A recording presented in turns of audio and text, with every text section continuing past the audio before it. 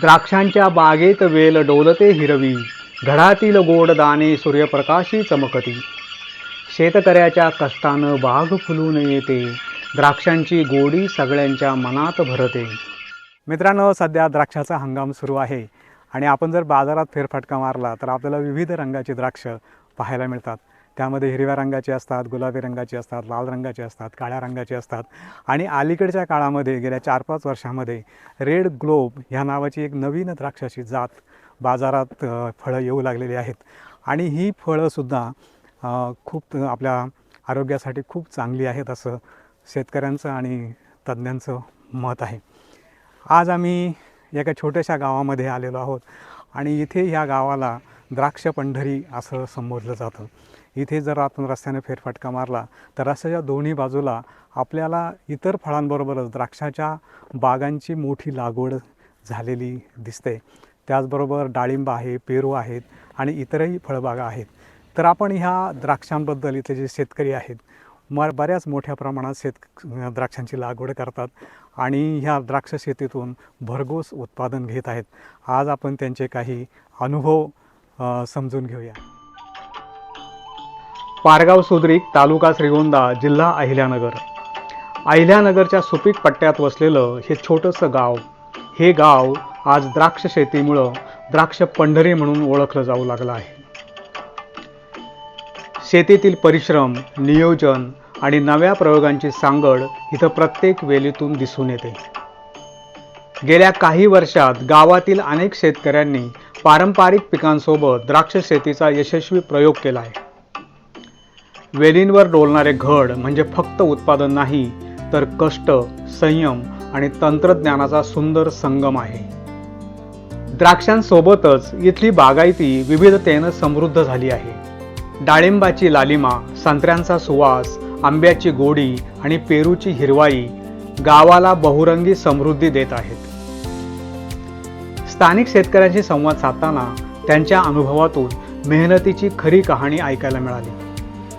काटेकोर व्यवस्थापन, वेळेवर छाटणी, रोग कीड नियंत्रण आणि बाजारपेठेचा अभ्यास यामुळं द्राक्ष शेती टिकून आहे असं ते सांगतात.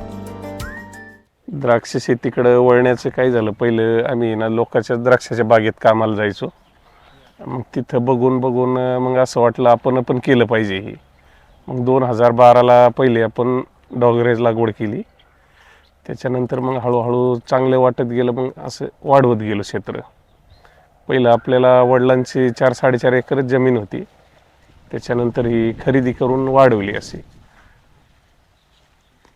त्याच्यात मग नंतर आपण सुपर सोनाका, माणिकचमन, SS, अनुष्का अशा व्हरायटी केल्या.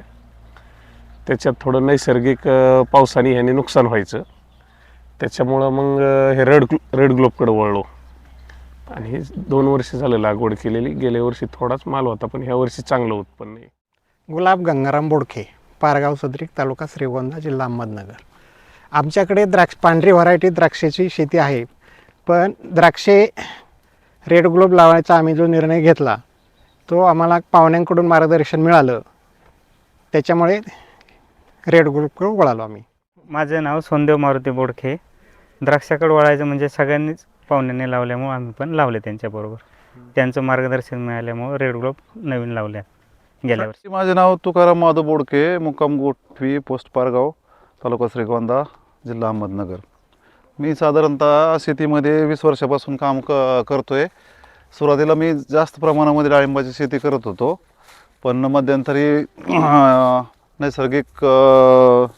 निसर्गाचा लहरीपणा आणि त्याच्यामुळे तेलाचा जास्त प्रादुर्भाव झाला.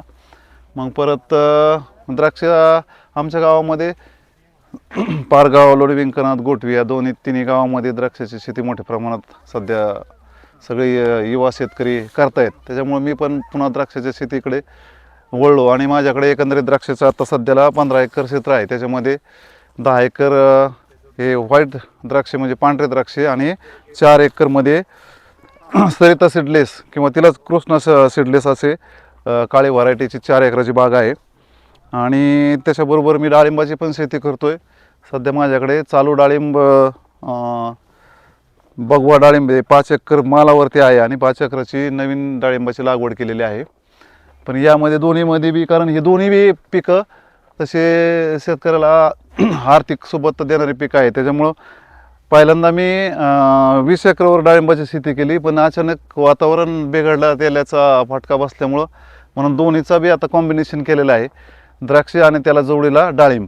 तसं जर विचार केला तर ही दोन्ही पिकं भरपूर प्रमाणामध्ये शेतकऱ्याला आर्थिक उंचीवर नेण्यासाठी मदत करतात. परंतु डाळिंबामध्ये काय होतं की जास्त प्रमाणात पाऊस झाल्यानंतर तेलकट डागांचे प्रमाण वगैरे वाढते, म्हणून आपण त्याला सप्टेंबरमध्ये डाळिंबाचे बार धरतो आणि मग त्याच्यानंतर ऑक्टोबरपासून आमच्याकडे द्राक्षाची छाटण्या चालू होतात. द्राक्षामध्ये आमच्याकडे हे सगळे झाडाखाली कटिंग म्हणजे लोकल व्हरायटीचे काम करतात आणि इथे पारगावमध्ये भरपूर प्रमाणात उत्तर भारतातील अनेक वेगवेगळ्या MP UP या ठिकाणचे व्यापारी येऊन जागावरती झाडाखाली कटिंग करतात. त्याच्यामुळं ते सुद्धा आम्हाला परवडते. आता आपण या बागेमध्ये उभे आहोत, या बागेच्या द्राक्षांबद्दल आपण काय सांगाल? हे बागेचं वैशिष्ट्य म्हणजे हिला लोकल मार्केटमध्ये मागणी भरपूर आहे आणि हिला 10 टनाच्या पुढं म्हणजे एका झाडाला 10 किलोच्या पेक्षा पुढं माल धरता येत नाही आणि 10 टन एकरी ॲव्हरेज घेता येतं. जर जास्त घेण्याचा प्रयत्न केला तर मग ते माल लूज पडतो किंवा त्याची क्वालिटी चांगली राहत नाही, पण हिला रेट चांगला मिळतो.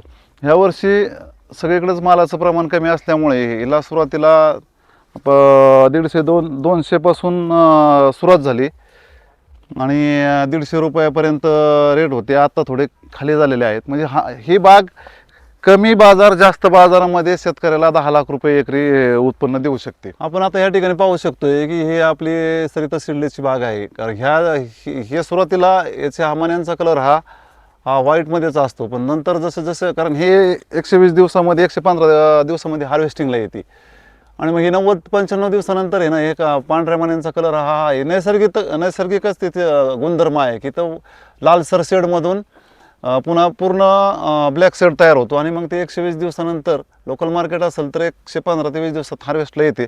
मग त्यावेळेस त्याचा पूर्ण कलर हा काळा होतो. कारण या प्लॉटला सुद्धा अजून 8 दिवस वेळ आहे, त्यानंतर पूर्ण असा कलर होतो त्याचा, एकदम अशी शेड होते, याप्रमाणे ह्याचा कलर होतो. हे त्याचा नैसर्गिक गुणधर्म आहे. आता सुरुवातीला आम्ही पहिलं व्हाईट व्हरायटीमध्ये होतो 2012 नंतर.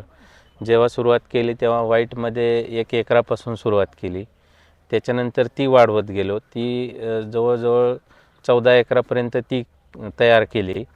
पण असंच हे नाशिक साईडला इकडे थोडंसं पाहून ह्याच्याकडे वळायचा निर्णय घेतला. पहिल्या वर्ष लागवड केली. लागवड केल्यानंतर 1 वर्ष जे माल आला होता तो कमी आला, पण दुसऱ्या वर्षी आता याला चांगला माल आला आहे. अलीकडे शेतकऱ्यांनी रेड ग्लोब या नव्या द्राक्ष जातीचा स्वीकार केला आहे. मोठा आकार, आकर्षक लाल रंग आणि बाजारपेठेतील चांगली मागणी यामुळे ही जात शेतकऱ्यांसाठी नव्या आशा निर्माण करत आहे. रेड ग्लोब ही द्राक्षाची आकर्षक टेबल ग्रेप जात मोठ्या, गोलसर आणि लालसर चमकदार दाण्यांमुळे सहज लक्ष वेधून घेते. भरदार घड, टिकाऊ साल आणि मांसल गर यामुळं ही जात ताजी खाण्यास त्याचप्रमाणे वाहतूक आणि साठवणीस अनुकूल मानली जाते. सौम्य गोडसर चव आणि रसाळपणा यामुळे देखील ग्राहकांमध्ये तिची विशेष पसंती दिसून येते. ही रसाळ फळं फक्त चवीलाच नव्हे तर शरीरालाही लाभदायी ठरतात. यामध्ये असलेलं रेस्वेराट्रॉल आणि इतर अँटीटॉक्सिकंट्स शरीरातील हानिकारक मुक्त रॅडिकलशी लढतात. हृदयासाठी तर हे अमृततुल्य. वाईट कोलेस्टेरॉल म्हणजेच LDL कमी करण्यास मदत करते, रक्तदाब नियंत्रित ठेवण्यास हातभार लावते आणि रक्ताभिसरण सुरळीत ठेवण्यास सहाय्य करणारं व्हिटॅमिन C मुळे रोगप्रतिकारशक्ती बळकट होते आणि त्याचप्रमाणे फायबर पचनक्रिया सुधारते. त्वचेवरही याचा सुंदर परिणाम होतो. अँटी एजिंग गुणधर्मांमुळे त्वचा तजेलदार, तरुण आणि निरोगी राहते. म्हणूनच रेड ग्लोब द्राक्ष म्हणजे चवीचा आनंद आणि आरोग्याचा विश्वास, निसर्गाची गोड भेट, शरीरासाठी हितकारक आशीर्वाद आहे. त्या मानानं जे व्हाईटमध्ये आणि ह्याच्यामध्ये हा फरक आहे की ह्याच्यात थोडीशी रिस्क सुरुवातीला आहे, नंतर कमी रिस्क आहे. तसं जे व्हाईट व्हरायटीज आहेत आपल्या टेबल ग्रेप्समधल्या, त्याच्यामध्ये पावसाचं आणि थंडीचा त्याचा परिणाम जास्त होतो. पावसामुळे मार्केटिंगची व्यवस्था पण खूप क्रिटिकल आहे त्याची. जास्त माल आल्यानंतर त्याचं व्यापारी हे उठाव राहत नाही, मार्केट कमी होतं खूप, त्याच्यातून खर्च पण निघत नाहीत. तसं ह्याच्यामध्ये काय होतं की व्यापारी आहेत आणि एक्सपोर्टर पण आहेत याच्यामध्ये, तर उठाव पण राहतो आणि मार्केट राहतो. सध्या याचं क्षेत्र कमी असल्यामुळं मागणी जास्त आहे. लागवड केल्यावर पहिल्यांदा बँगलोर डॉगरेज लावलं ना, त्याच्यानंतर 2 वर्षांनी माल येतो. पहिल्या वर्षी थोडा माल येतो, पण चांगले पैसे होते तसं खर्चापुरते. आणि त्याच्यानंतर दुसऱ्या तिसऱ्या वर्षी चांगलं उत्पन्न निघतं, 8-10 टन ॲव्हरेज राहतं एकरी. आणि रेट डबलच रेट असते व्हाईटपेक्षा याला, त्याच्यामुळे मग उत्पन्न चांगलं आहे. पांढऱ्यापेक्षा नफा जादा आहे व्हाईट द्राक्षापेक्षा. खर्च दोन्हीला सारखाच आहे व्हाईटला आणि ह्याला. व्हाईटपेक्षा कम्पेअर टू कमी आहे थोडासा, आणि उत्पन्न चांगलं आहे. ॲव्हरेज पकडलं आपण 10-12 टनेजचं तर एकरी, तर त्याचं 20 टनेजचं ॲव्हरेज व्हाईटचं आणि ह्याचं 10 टनाचं, ते पण ह्याचं उत्पन्न जास्त निघतं. तरी पण शेल्फ लाईफ जादा आहे याला, कोल्ड स्टोरेजला ठेवून विकतात व्यापारी. म्हणजे पारंपरिक द्राक्ष आणि ह्या रेड ग्लोबमध्ये रेसिड्यूसाठी काही असे फरक नाही आहे. सेमच औषधं वापरणं, पेस्टिसाईड, इन्सेक्टिसाईड सेम आहेत.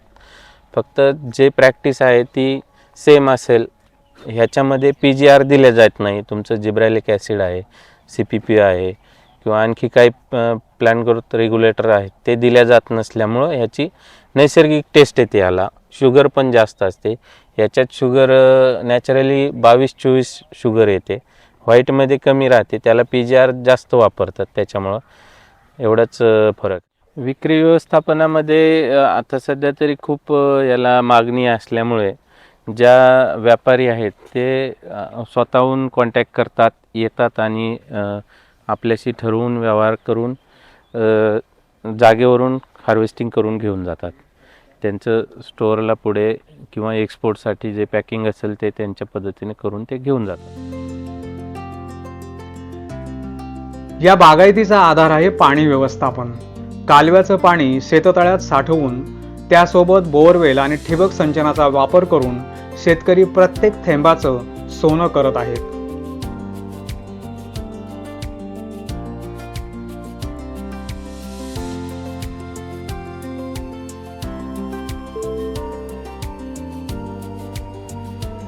आजचे सुशिक्षित युवक पुन्हा शेतीकडे वळताना दिसत आहेत.